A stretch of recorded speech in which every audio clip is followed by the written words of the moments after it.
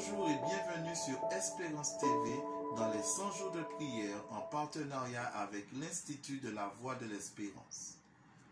Heureux de vous retrouver, chers amis internautes, pour notre rendez-vous hebdomadaire de prière qui entre dans sa 8e semaine et qui a débuté depuis le 27 mars.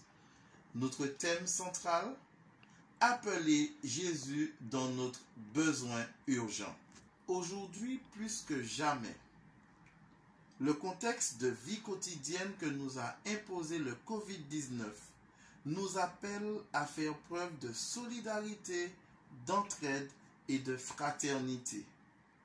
Si par le passé, la notion d'entraide demeurait une définition pour moi, désormais, c'est une obligation morale de porter assistance à autrui. Dans Ésaïe 58 au verset 7, il nous est dit « Partage ton pain avec celui qui a faim et fais entrer dans ta maison les malheureux sans asile. Si tu vois un homme nu, couvre-le et ne te détourne pas de ton semblable. » Dieu nous invite à être acteurs des actions favorables que nous porterons à ceux qui nous entourent. Alors, engageons-nous, c'est l'appel que nous lance notre Seigneur aujourd'hui, chers amis internautes. Notre texte du jour, Actes chapitre 4, verset 32.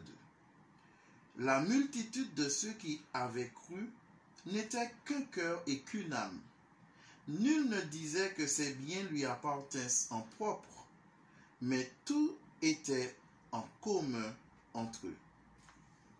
Dans ce texte, il nous est présenté une scène de la vie courante de l'Église de cette époque, des plus authentiques et réalistes, où seul le bien-être et le confort de l'autre comptent. Un bonheur parfait, un lieu des plus confortables où chacun a une place. Nous aussi, nous pouvons le faire. Notre citation du jour nous est tirée du livre Conquérant Pacifique à la page 64. Soyez attentifs. Un intérêt commun les dirigeait, le succès du mandat qui leur était confié et la cupidité trouvaient aucune place dans leur vie. L'amour de leurs frères et de la cause qu'ils avaient épousée était plus grande que celui de l'argent et des biens matériels. Leurs œuvres attestaient que le salut des âmes avait pour eux une bien plus grande valeur que toutes les richesses terrestres. Il en sera toujours ainsi lorsque l'Esprit de Dieu prendra possession d'une vie. Nous croyons que les paroles qui ont été inspirées à l'auteur de ce livre frappent à la porte de votre cœur, chers amis. Nos questions à méditer du jour sont les suivantes. Il pourrait arriver que nous soyons frustrés par notre Église locale ou même par l'Église mondiale. Pourtant, nous savons que l'Église est l'épouse du Christ. Si Jésus est si engagé en faire son Église, ne devrions-nous pas l'être aussi envers elle? Les premiers chrétiens étaient remplis de l'Esprit et prêts à tout sacrifier pour l'Église et la mission de Dieu. Aujourd'hui, pourquoi ne pas demander à Dieu de vous pardonner toute attitude pécheresse que vous pourriez avoir à l'égard de son épouse et lui demander de vous baptiser de son esprit, vous donnant ainsi la force de rechercher l'unité et de vivre dans le sacrifice afin de soutenir et de bénir votre communauté ecclésiale locale? Laissez-moi partager avec vous notre sujet de louange du jour des plus extraordinaires, signe de gratitude de notre Dieu.